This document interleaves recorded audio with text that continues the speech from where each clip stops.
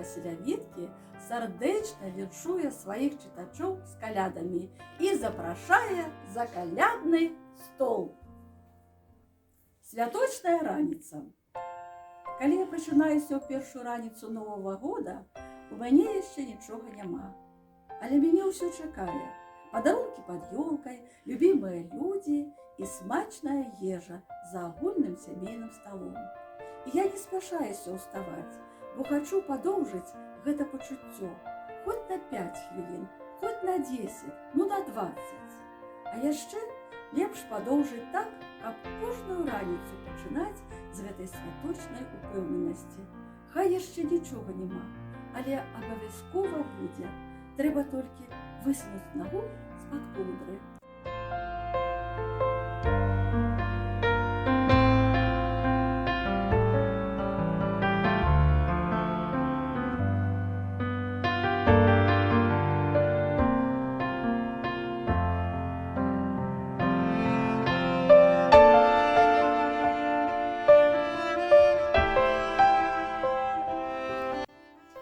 Бульбяное лушпінне.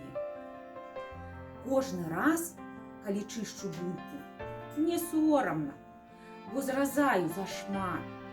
Лушпінне тоўстае, нібы кара, а патрэбна, каб ачысткі былі тоненькія, як папера.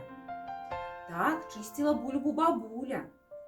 Гэта звычка засталася з вайны, калі адной бульбінай трэба было накарміць 2 сыноў. Я і хачу навучыцца чысціць бульбу гэтак жа ашчадна. І баюся, што калі-небудзь навучуся, ці мяне навучыць жыццю.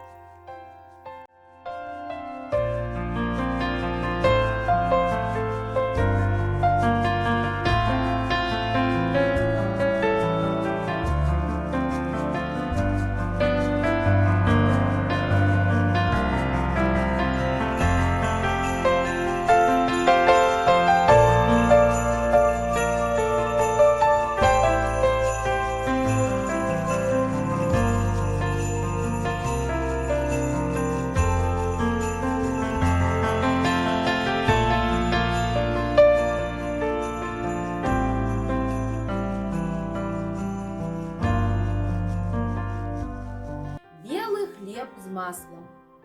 Калі мяне пытаюць пра мае мары, то я ўзгадваю мару свайго дзеда. Ён распавядаў пра яе свайму сыну, майму бацьку. Гэта была мара часоў Вялікай Айчыннай.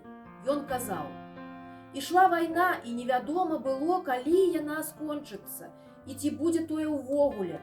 А я марыў, што калі толькі скончыцца, то зноў у нас з'явіцца белы хлеб. І добра, калі з маслам. І буду я яго есці штодня, пакуль не наемся.